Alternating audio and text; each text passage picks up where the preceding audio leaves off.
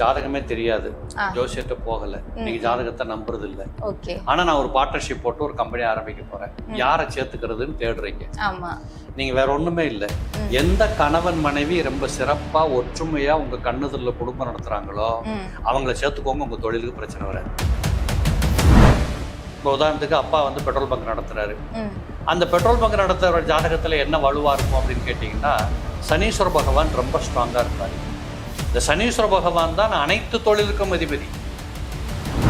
என்னென்ன ராசிக்காரர்கள் வந்து இணையக்கூடாது, என்னென்ன ராசிகள் இணையணும், இணைந்தாலும் அவங்க என்ன தொழில் எடுத்து பண்ணா. சன் ஆஸ்ட்ரோ டிவி நேயர்கள் அனைவருக்கும் வணக்கம். இன்னைக்கு நம்ம கூட எம்எஸ் ராமலிங்கம் சார் இணைந்திருக்காங்க, உங்களை வெல்கம் பண்ணிடலாம். வணக்கம் சார். ஓகே சார், இன்னைக்கு நம்ம உங்ககிட்ட ஒரு முக்கியமான டாபிக் என்ன அப்படின்னா, நான் நிறைய குழந்தைங்க வந்து ஒரு 12th முடிச்சதுக்கு அப்புறம் ஒரு டிகிரி எடுத்து படிக்கிறாங்க. அந்த டிகிரி சம்பந்தப்பட்ட ஒரு வேலையில வந்து அவங்க பாக்குறது கிடையாது. சில மக்கள் என்ன பண்றாங்கன்னா, நம்மளுடைய தாத்தா அப்பா எல்லாரும் செஞ்சுட்டு வர அந்த குல தொழில வந்து செய்யறது கிடையாது. எதுக்குமே சம்மந்தப்படாம வேற ஒரு தொழில் எடுத்து சில பேர் அதுல முன்னாடி போயிடுறாங்க, சில பேர் அதுல வீழ்ச்சியில இருக்கிறாங்க, சில பேர் அடிபட்டுக்கிட்டே இருக்கிறாங்க. பட் அந்த தொழிலை விட மாட்டாங்க. ஏன் சார், இது எதனால வருது? நம்ம அடிப்படையாக ஒரு மனிதனுடைய ஜாதகத்துல பார்த்தா ஒரு குறிப்பிட்ட வயசுக்கு பின்னாடி அவர் இந்த உலகத்தின் பார்வைக்கு வருவார்.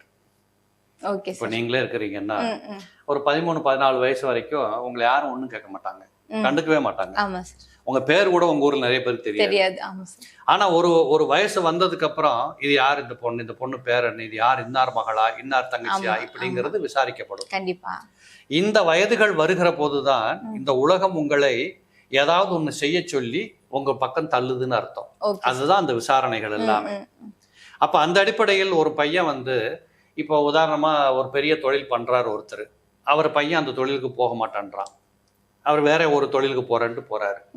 இப்போ உதாரணத்துக்கு அப்பா வந்து பெட்ரோல் பங்க் நடத்துறாரு, அந்த பெட்ரோல் பங்க் நடத்துற ஜாதகத்துல என்ன வலுவா இருக்கும் அப்படின்னு கேட்டீங்கன்னா, சனீஸ்வர பகவான் ரொம்ப ஸ்ட்ராங்கா இருப்பார்.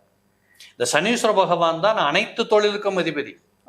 தொழில் காரகன் அப்படின்னு எடுத்துக்கிட்டா நம்பர் 1 சனி பகவானை தான் நம்ம முதல்ல பார்க்கணும். இப்ப நீங்க ஜாதகம் கொண்டு வரீங்க, சார் நான் ஏதாவது பிசினஸ் பண்ணலாமா சார், நான் வேலைக்கு போயிட்டு இருக்கிறேன், என் ஜாதகத்தை பார்த்து ஏதாவது சொந்த தொழில் இருக்கான்னு சொல்லுங்க அப்படின்னு கேட்டீங்கன்னா, நான் முதல்ல தேடுறது சனி பகவான் எங்க இருக்கிறாருன்னு தேடுவேன். அப்ப சனீஸ்வர பகவான் தான் உங்களை சுயமாக சொந்தமாக அந்த இண்டிவிஜுவல் இண்டிபெண்ட் பாதையில அனுப்புற கிரகம் சனீஸ்வர பகவான். இப்ப ஒருத்தர் பெட்ரோல் பங்க் வச்சுக்கிறாரு, அவருக்கு வந்து சனீஸ்வர பகவான் ரொம்ப ஸ்ட்ராங்கா இருப்பார். 6ஆம் இடத்துல இருப்பாரு, 10ஆம் இடத்துல இருப்பாரு. இந்த மாதிரி எங்க இருந்தால் அந்த ஜாதகர் வேகமாக உழைப்பார், ஆசைப்பட்டு உழைப்பார் அப்படிங்கிற இடத்துல 3, 6, 11, 10 போன்ற இடங்கள்ல இந்த 3, 6, 10, 11 தான் நாங்க வந்து உபஜய ராஜயோகம்னு சொல்லுவோம். அந்த இடத்துல இருந்துட்டா சனீஸ்வர பகவானுடைய காரகத்துவம் அப்படின்னு சிலதெல்லாம் உண்டு. இப்போ உதாரணத்துக்கு பூமியிலிருந்து தோண்டி எடுக்கக்கூடியது அனைத்தும் அவரோடது. பெட்ரோல், டீசலு, ஆயில் சம்பந்தப்பட்டது, கல் வியாபாரம் பண்றது, மலையை உடைக்கிறது, மண்ணை தோண்டி விற்கிறது, மணல் வியாபாரம் பண்றது, மினரல்ஸ் விற்கிறது, கெமிக்கல் பிசினஸ் பண்றது, இது எல்லாம் அதுல வரும்.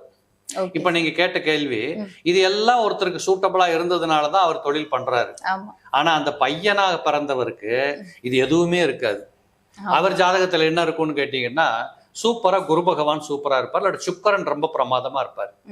இப்ப சுக்கரனோட அடிப்படை என்னன்னு கேட்டீங்கன்னா, ஒரு மனிதன் வந்து பளிச்சுன்னு வாழ்றது, இந்த லௌகிக வாழ்க்கையில போறது, சினிமா, எழுத்து, இந்த மாதிரி கலர்ஃபுல்லான ஏரியாக்கள்ல வேலை பார்க்கறது, இது எல்லாமே பாத்தீங்கன்னா சுக்கரனுடைய அம்சம். அப்ப இந்த பையனை பாருங்க, சனி பகவானுடைய அம்சம் என்பது கடினமான உழைப்பு, சுக்கரன் அம்சம் என்பது உழைப்பே இல்லாமல் அப்படி ஈஸியா ஒரு, அதுலயும் உழைப்பு இருக்கும், நான் இல்லைன்னு சொல்லல, அதோட கம்பேர் பண்ணி பார்த்தா இது இல்ல, அந்த மாதிரி பாதையில வெற்றி பெறுவது, அதை விட இலகுவா நிறைய சம்பாதிக்கிறது, இப்படி வந்து மாட்டும். இது இவங்க 2 பேரும் அப்பனும் பிள்ளையுமா பிறந்துருவாங்க. இது என்ன ஆகும்னா, ஒரு சில குறிப்பிட்ட வயதுகள்ல அந்த குடும்பத்துல பெரும் பிரளயமே நடக்கும். என்ன சொல்லுவாருன்னா அவங்க அப்பா, உனக்காகத்தான்டா நான் இத்தனை பங்க் ஆரம்பிச்சேன், உனக்காகத்தான் இந்த கல்குவாரி நடத்திட்டு இருக்கிற, உனக்காகத்தான் இத்தனை லாரியை வச்சுட்டு மணல் வியாபாரம் பண்ற, நீ என்னடா பைத்தியக்கார மாதிரி இதை விட்டு போட்டு நான் சினிமாவுக்கு போறேன், இல்ல சிட்டிக்கு போறேன், இல்ல நான் வந்து வேற மாதிரி தொழில் பண்ண போறேன்றியே, இப்படிங்கிற மாதிரி ஒரு தர்க்கவாதங்கள் நடக்கும். அந்த தர்க்கவாதத்தில் ஜாதகத்தை தொடவே மாட்டாங்க. ஏனென்றால் இது ஒரு எமோஷனல் பாண்டிங்ல நடக்கக்கூடிய தர்க்கவாதம். அதுக்கப்புறம் தான் அப்பனும் பிள்ளையும் சேர்ந்துக்கிட்டு ஜோசியரை தேடி போவாங்க. அங்க போகிற போது நாங்க சொல்லுவோம், இல்லைங்க இது உங்களுடைய தொழில், இது உங்களுக்கு தான் சூட் ஆகும். இதை உங்க பையன் செஞ்சாருன்னா இதை புறம் ஊத்தி மூடி கழுவி மூடிடுவாரு, பண்ண வேண்டாம். அப்ப நீங்க எங்க போகணும், இந்த மாதிரி தொழிலுக்கு போங்க அப்படின்னு சொல்றோம். இப்படிப்பட்ட வேறுபாடுகள் வரும். இப்ப உதாரணத்துக்கு ஒருத்தர் ஒரு அப்பா வந்து டாக்டர், தாத்தா டாக்டர், அப்பா டாக்டர். ஆனா அந்த பையனும் டாக்டரா வந்தா தான், அப்பா டாக்டர் தாத்தா டாக்டர்னா டெஃபினட்டா அவங்க சொந்த கிளினிக் கட்டியே முடிச்சிருப்பாங்க. இப்ப அந்த பையனும் டாக்டரா வந்தா தான், அல்லது அந்த பொண்ணும் டாக்டரா வந்தா தான் அந்த சொத்துக்கள் பராமரிக்கப்படும். இப்ப மத்த தொழிலாவது வித்து முடிச்சிடலாம். இந்த டாக்டர் தொழில கொண்டு யாருக்கு விப்பீங்க? அப்ப விற்க முடியாது. அப்ப அந்த இடத்துல பாத்தீங்கன்னா அந்த குழந்தை நான் டாக்டர் படிக்க மாட்டேங்கும், இவங்க படின்னு போட்டுவாங்க. இது அந்த +2ல இருந்து ஆரம்பிச்சு, அந்த +2 10th இருந்து ஆரம்பிச்சு ஒரு 2-3 வருஷம் பெரிய லெவல்ல தர்க்கவாதங்கள் நடக்கும் வீட்டுக்குள்ள. சோ அதுலயும் பாத்தீங்கன்னா அது +2 முடிச்சதுக்கு அப்புறம் ஜோசியரை பார்க்க போனா நாங்க சொல்லுவோம், இல்ல இந்த குழந்தை டாக்டர் ஆகாது, இது ஏதாவது படிச்சு முடிச்சுட்டு வெளிநாட்டுல போய் வேலை பார்க்கும், இல்ல இந்த ஊர்லயும் இது இருக்காது, இது கண்டிப்பா தூரங்கள்ல போய் செட்டில் ஆயிடும் அப்படின்னு சொல்ல வேண்டியது இருக்கும். அப்படிப்பட்ட கிரக வாய்ப்புகள் இருக்கும். உதாரணத்துக்கு குரு பகவான் ரொம்ப ஸ்ட்ராங்கா சூப்பரா இருந்துட்டாருன்னு வச்சுக்கோங்க. உதாரணத்துக்கு தனுசு லக்னம், அந்த குழந்தைக்கு தனுசு லக்னம், லக்னத்துக்கு 12ல விருச்சகத்துல குரு இருக்கிறாருன்னா அந்த குழந்தை 5ஆம் கிளாஸ்ல இருந்தே கற்பனை பண்ணும், ஏரோப்ளைன்ல பறக்கணும், அந்த அங்க போய் சிங்கப்பூரை பார்த்தேன், சினிமால பார்த்தேன், சூப்பரா இருக்கு, அந்த டவரை போய் பார்க்கணும், அந்த ஏறி பார்க்கணும். இப்படி கற்பனை பண்ணி பண்ணி பண்ணி அதற்கு தகுந்தபடி தன்னை உருவாக்கி, அதுக்கு தகுந்தபடி தன் கல்வியை தீர்மானிச்சு, அதுக்கு தகுந்த மாதிரி தன் பாதையை கொண்டுட்டு போகும். இங்க வீட்டுல பெரிய டமால் நடக்கும். கண்டிப்பாக அது ஜாதகம் என்ன சொல்லுதோ அதன்படி அந்த குழந்தை போய் செட்டில் ஆகும். இப்போ ஒரு ஜாதகத்தை பார்த்த உடனேயே இது உள்ளூர்ல வாழுமா, வெளியூருக்கு போகுமா, அதே மாதிரி ஒரு கிராமத்துல இருக்க குழந்தை அட்லீஸ்ட் பக்கத்தூருக்காவது போயிருமா, வெளிநாட்டுக்கு போகுமா, இப்படிங்கிற அனைத்து செய்திகளுமே பாத்தீங்கன்னா ஒரு ஜாதகத்துல கண்டுபிடிக்கலாம். குறிப்பா சொல்லணும்னா ஒரு 8ஆம் கிளாஸ் 10ஆம் கிளாஸ் படிக்கிற போதே ஒரு ஜாதகத்தை எடுத்து பார்த்துட்டோம் அப்படின்னா அந்த பெற்றோர்களுக்கு பெரிய தலைவலி நீங்கும். நிச்சயமா சொல்லிடலாம், இந்த குழந்தை கலெக்டர் ஆகும், இல்ல இது டாக்டர் ஆகும், இல்ல இது டாக்டர் ஆகாது, இது வெளிநாட்டுக்கு போகும், இல்ல கம்ப்யூட்டர் சயின்ஸ் தான் படிக்கும், இல்ல அக்கௌண்ட்ஸ் தான் படிக்கும், இப்படிங்கிற பூராத்தையும் சொல்ல முடியும். அப்ப அந்த பாதையில நம்ம அனுப்புற போது அந்த குழந்தைக்கும் நல்லா இருக்கும், பெற்றவங்களுக்கும் பிரச்சனை இல்லை. இப்படிப்பட்ட தகராறுகள் நிறைய வருவது உண்டு. எப்பொழுதுமே பாருங்க, ஒரு 4-5 ஜெனரேஷன் கண்டினியூவா ஒரு தொழிலை கண்டினியூ பண்ண பரம்பரைகள் உலகத்திலே இல்லை. எல்லா இடத்துலயுமே பாத்தீங்கன்னா அரசியல்லையும் கூட அது பொருந்தும். நிறைய பேர் சும்மாவே சொல்லிட்டு இருக்கிறாங்க, 3வது ஜெனரேஷன் தோத்து போவாங்களாமே, 4வது ஜெனரேஷன் தோத்து போயிடுமாமேன்னு சொல்றாங்க. அது தகுந்த மாதிரி சில காட்சிகள் எல்லாம் அவன் பாக்குறோம். அந்த மாதிரி எந்த தொழிலுமே, ஏன்னா அந்த குடும்பத்துக்கே அந்த தொழில் இருந்தா இன்னொரு குடும்பத்துக்கு அந்த தொழில் எப்படி போய் சேர்றது? இவங்க மூணு தான் இன்னொருத்தருக்கு போய் சேரும். இப்படியான விதிகள்ல பாத்தீங்கன்னா தொழில் மாற்றங்கள் நடந்துகிட்டே தான் இருக்கும். Okay sir. சார், இப்ப இருக்கிற காலகட்டத்துல பாத்தீங்கன்னா எல்லாருமே ஃப்ரெண்ட்ஸா சேர்ந்து ஒரு பிசினஸ் பண்ணணும்னு ஸ்டார்ட் பண்றாங்க இல்லையா? நிறைய இப்ப இருக்கு. எங்க பார்த்தாலுமே நானும் என் ஃப்ரெண்டும் சேர்ந்து ஒரு டீ கடை வச்சிருக்கோம், இல்லைன்னா ஒரு கேக் கடை வச்சிருக்கோம்னு ஆரம்பிச்சிடுறாங்க. இப்ப நீங்க சொல்லிட்டு இருந்தீங்க ஒருத்தவங்களுக்கு அந்த குரு சுக்கிரன் வந்து இருக்கணும். இப்ப சுக்கிரன் சொன்னீங்க, ரொம்ப உழைப்பு தேவைப்படாது, ஆனா அவங்க சம்பாதிச்சிருவாங்க, இன்னொருத்தவங்க கஷ்டப்படுவாங்க. சோ அந்த அமைப்புல இருக்கிற 2 பேர் ஒரு பார்ட்னர்ஷிப்ல இருந்தாங்க அப்படின்னா அந்த இடத்துல கண்டிப்பா சண்டை வருங்க சார். இதுல இன்னொன்று இருக்குமா, இந்த பார்ட்னர்ஷிப் யாருக்கு பொருந்தும் அது முதல்ல. Okay sir. அதாவது இதை சிம்பிளா நீங்க கண்டுபிடிக்கணும்னா, இப்போ ஜாதகமே தெரியாது, ஜோசியத்தை போகல, நீங்க ஜாதகத்தை நம்புறது இல்ல, ஆனா நான் ஒரு பார்ட்னர்ஷிப் போட்டு ஒரு கம்பெனி ஆரம்பிக்க போறேன், யாரை சேர்த்துக்கிறதுன்னு தேடுறீங்க. நீங்க வேற ஒண்ணுமே இல்ல, எந்த கணவன் மனைவி ரொம்ப சிறப்பா ஒற்றுமையா உங்க கண்ணுதல்ல குடும்பம் நடத்துறாங்களோ அவங்கள சேர்த்துக்கோங்க, உங்க தொழிலுக்கு பிரச்சனை வராது. அது தேடி கண்டுபிடிக்கிறது கஷ்டமா இருக்குமே சார். கண்டுபிடிக்கணும். ஏன்னா 7ஆம் இடம் தான் கணவன் மனைவி குடும்பத்தை சொல்லுகிற இடம், அதே 7ஆம் இடம் தான் கூட்டு தொழிலை சொல்லுகிற இடம். அப்ப 7ஆம் இடம் என்பது ஒருத்தரோட ஒருத்தர் மிங்கிள் ஆகி போகக்கூடிய தன்மை என்பது இருந்தால் அது முதல்ல மனைவியிடம் இருக்கும்.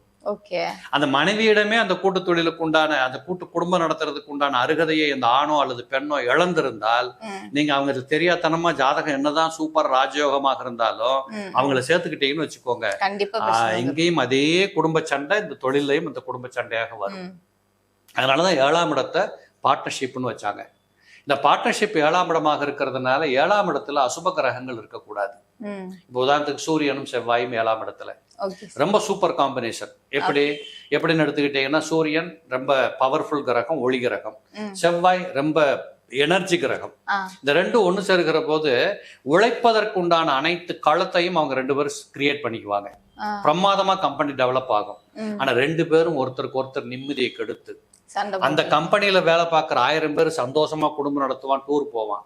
இந்த முதலாளிகள் 2 பேரும் ரொம்ப இடைஞ்சல் பட்டு கடைசியில அந்த தொழில் யாருக்காக வித்துட்டு போகிற மாதிரி கொண்டு போடுவாங்க. இப்படிப்பட்ட அமைப்புகள் வந்துடும். அதனால எப்பொழுதுமே இந்த பார்ட்னர்ஷிப் அப்படிங்கிறது எல்லாத்துக்கும் பொருந்தாது. இப்ப இந்த உலகத்தில் நீங்களே சொன்னீங்க, எங்க போய் அந்த மாதிரி நல்ல கணவன் மனைவி தேடுறதுன்றீங்க.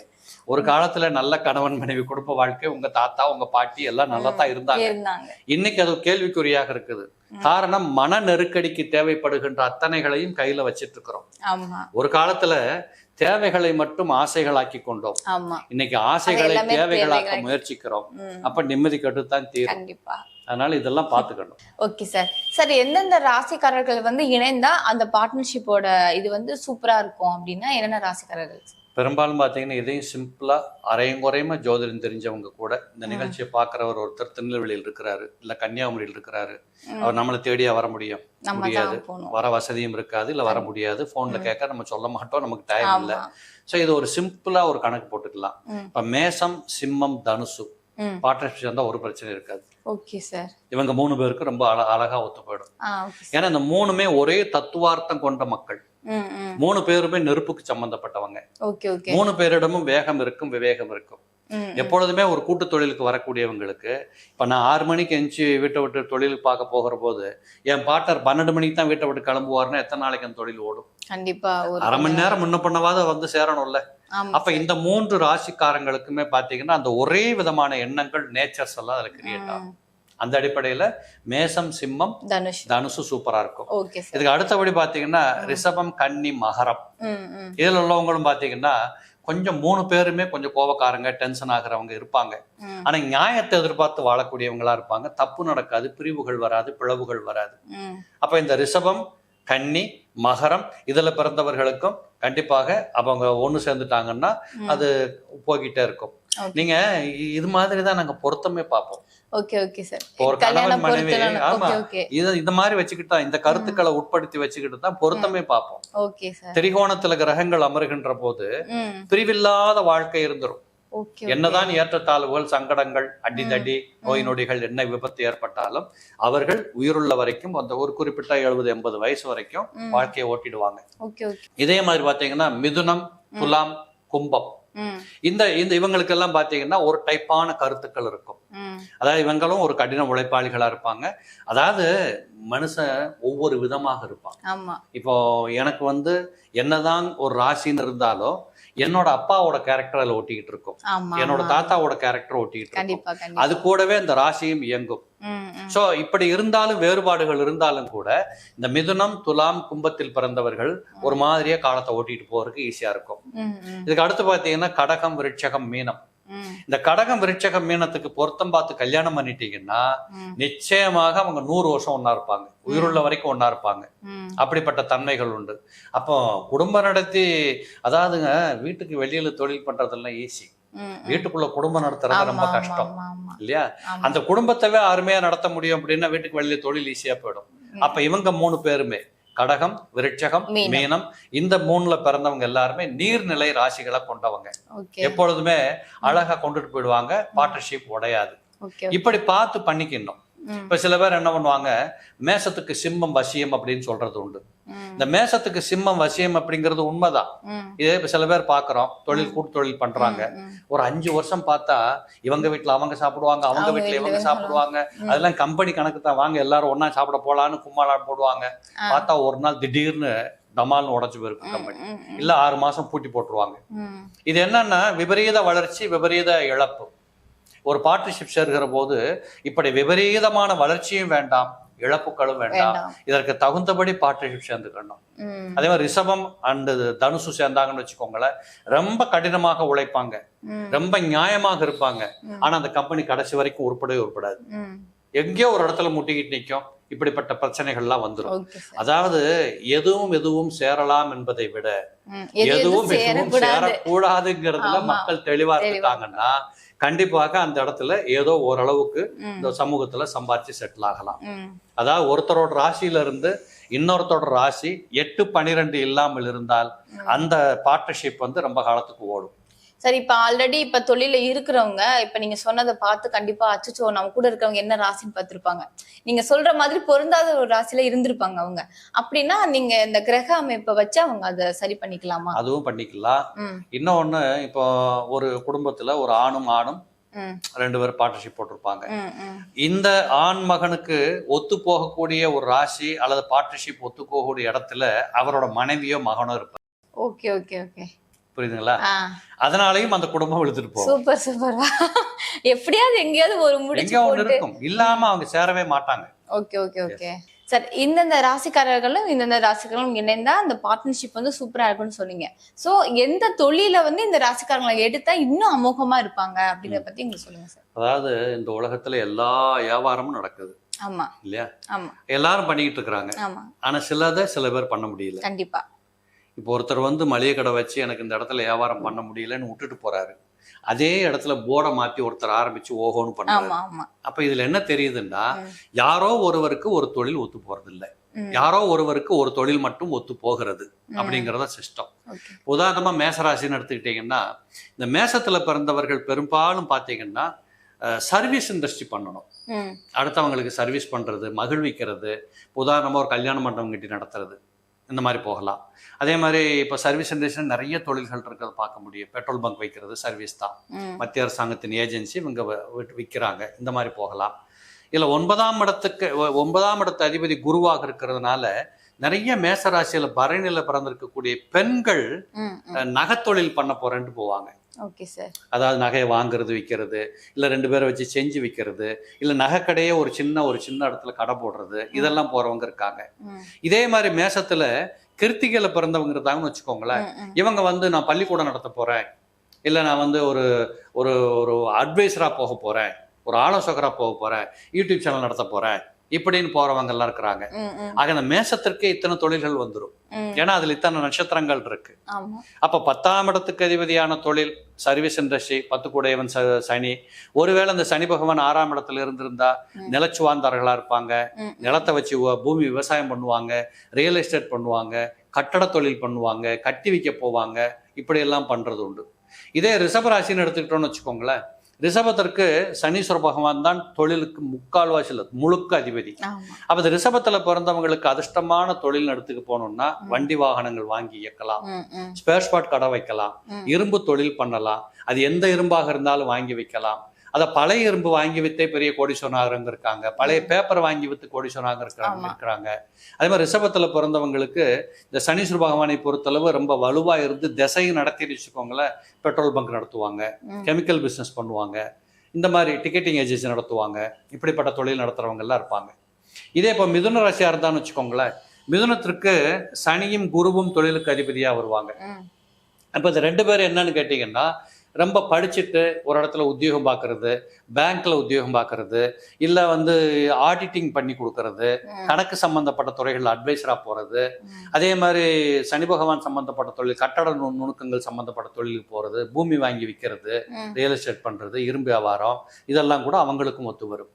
இந்த கடகராசியில பிறந்தவங்க பெரும்பாலும் பார்த்தீங்கன்னா அடுத்தவங்களுக்கு தேவைப்படுகிற அறிவை கையில வச்சுக்கிட்டு சப்ளை பண்றவங்களா இருப்பாங்க. எந்த டவுட்டுக்கு அவர்கிட்ட போய் கேட்டாலும் பதில் சொல்லுவார்.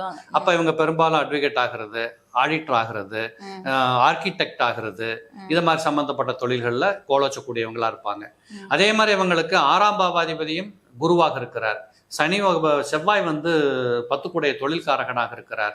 இவங்களுக்கும் அந்த பூமி யோகம் உண்டு. இந்த கடகத்துல பிறந்தவங்க எப்பயா பாத்தீங்கன்னா அவங்க பேர்ல ஒரு பத்திரப்பதிவு நடந்தே தீரும்.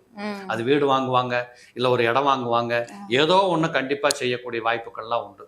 இதே சிம்மத்துல பிறந்தவங்க பாத்தீங்கன்னா பெரும்பாலும் பாத்தீங்கன்னா அவங்களுக்கு வந்து எதுலையுமே நிரந்தரம் தெரியாது. ஏதோ இது கொஞ்ச நாள் பண்ணி பார்ப்போம், அதை கொஞ்ச நாள் பண்ணி பார்ப்போம். ஒரு டிபார்ட்மெண்ட் ஸ்டோர் நடத்தும், ஒரு 5 வருஷம் நடத்தினேன், அதுக்கப்புறம் வேற ஒரு தொழிலுக்கு போனேன், ஹோட்டல் வைக்க போனேன், இப்படி சுழற்சி இருந்து கொண்டே இருக்கும். வேகமா அது மாத்தி மாத்தி பண்ணிக்கிட்டே இருப்பாங்க. ஆனா எப்போது பிஸியா இருப்பாங்க. இவர்கள் எப்போதுமே தோற்று போனார்களா தெரியல, வெற்றி பெற்று விட்டார்களா தெரியாது.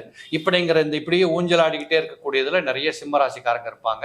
அதுலயும் சில பேர் பாத்தீங்கன்னா பெரிய லெவல்ல ஃபேக்டரி நடத்துறவங்க, வெளிநாட்டு தொடர்போட கம்பெனிகளை ஆரம்பிக்கிறவங்க, இப்படி எல்லாம் சொல்றது உண்டு.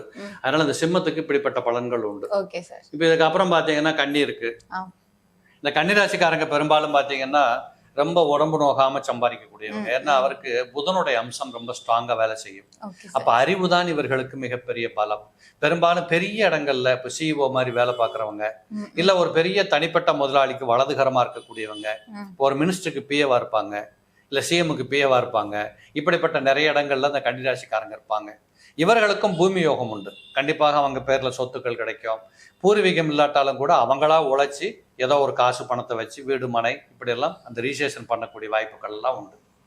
சரி, இப்ப நீங்க சொல்லியிருந்தீங்க இந்தந்த ராசிக்காரர்கள் இந்தந்த வேலை பார்ப்பாங்கன்னு சொல்லி, அது தவிர்த்து அவங்க வேற ஏதாவது ஒரு தொழில் பார்த்தாலும் அதுக்கு ஏதாவது ஒரு அம்சங்கள் இருக்குங்களா? அது அன்னைக்கு நடக்கக்கூடிய கிரகங்களை வச்சு சொல்றதுதான். உதாரணத்துக்கு துலா ராசி எடுத்துக்கிட்டோம்னு வச்சுக்கோங்களேன். இந்த துலா ராசிக்கு தொழில் கிரகங்கள்னு எடுத்துக்கிட்டீங்கன்னா சனி பகவானும் சந்திரனும் வருவாங்க. இப்ப இவங்க பெரும்பாலும் பாத்தீங்கன்னா ஹோட்டல் நடத்துறா நல்லா இருக்கும். இந்த செயினா நடத்துறாங்கல்ல, 10-12 ஹோட்டல் நடத்துறவங்க, பெரிய லாட்ஜ் கட்டி வாடகைக்கு விடுறவங்க, சினிமா கம்பெனி நடத்துறவங்க, ப்ரொடியூசரா போறவங்க, இப்படிங்கிற பெரிய பெரிய பட்ஜெட்ல பண்ணக்கூடிய தொழில் எல்லாம் அவங்க பண்ணுவாங்க. பட் அதே நேரத்துல அவருக்கு இப்ப என்ன திசாபுத்தி நடக்குங்கிறது ரொம்ப கவனமா இருக்கணும். அதை வச்சுதான் அவருடைய தொழில் நகருமா, இது துவங்குவாரா இல்ல நடக்காதா அப்படிங்கறதெல்லாம் அதை சார்ந்தும் வரும். இப்ப நம்ம சொல்றதை வச்சுட்டு நிறைய பேர் ஆமா சார் நான் பண்ணிட்டு இருந்தேன் சார் இப்ப மூடிட்டேன் சார் அப்படின்னு சொன்னா அது நேரம் சரியில்லை, மூடுறதா. இந்த பாருங்க, இந்த உலகத்துல எல்லாருக்குமே நேரம் நல்லா வர்றதும் உண்டு, கெட்டு போகிறதும் உண்டு. ஒரே மாதிரி 80 வயசு வரைக்கும் ஓஹோன்னு வாழ்ந்தவங்க இல்லவே இல்லை. எங்கேயாவது ஒரு இடத்துல ஒரு சொட்டு கண்ணீர் விட்டு தான் தீரணும், எங்கேயாவது ஒரு சொடத்துல கலகலன்னு சிரிச்சுதான் தீரணும். இன்பம் துன்பம் இல்லாமல் ஒருவர் வாழ்றாருன்னா அவர் தெய்வ பிறவிக்கு சமம். ஓகே சார், என்னென்ன ராசிக்காரர்கள் இணையக்கூடாது, என்னென்ன ராசிகள் இணையணும், இணைந்தாலும் அவங்க என்ன தொழில் எடுத்து பண்ணா ரொம்ப அழகாவும் அருமையாவும் இருப்பாங்க அப்படிங்கிறத பத்தி ரொம்ப அழகா தெளிவா சொன்னீங்க. ரொம்ப ரொம்ப நன்றி சார். நன்றிம்மா.